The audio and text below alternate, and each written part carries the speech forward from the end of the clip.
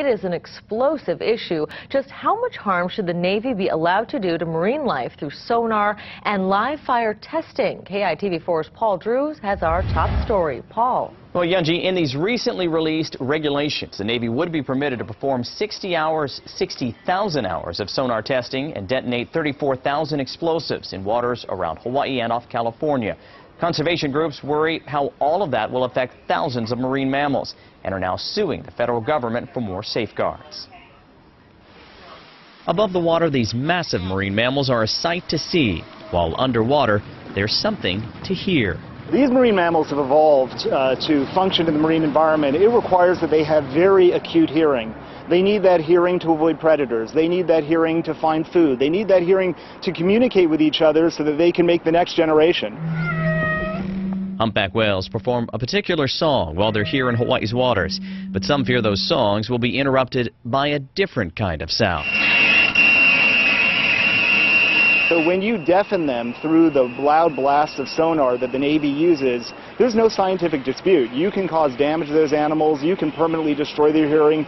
The federal government just released regulations to minimize the effects of the Navy training on marine mammals, which include reducing sound levels whenever a whale or dolphin is spotted.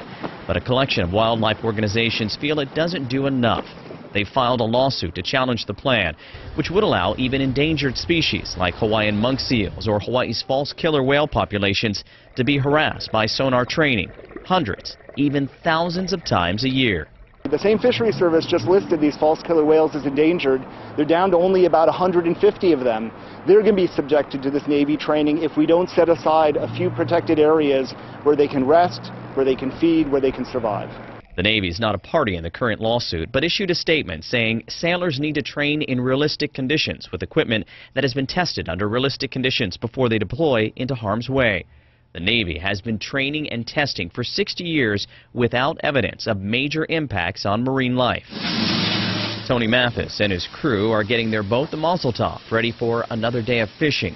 And during his time on the water, he's seen the effects the Navy's sonar testing has had on wildlife. As a fisherman, yes, I have seen an impact. The bite drops. It virtually is non-existent when you have subs and ships out there operating. Other sailors say they're also concerned about the long-term effects of sonar on marine mammals and worry we may not see the true impact, as animals that die rarely wash up on our shores. But they do agree with Captain Tony that some training is important. I understand the necessity in what they're doing. You know, freedom has a price. All that we've been asking for the Navy and the Fisheries Service to do is to take a hard look at some alternatives that would allow the Navy to do its mission, do its training, but do it at much less cost to these marine mammals. Now, the groups suing the government hope to set aside areas already designated as biologically important to marine mammals by the federal government, like the leeward side of the Big Island, as off-limits to sonar or explosive testing. Kenji?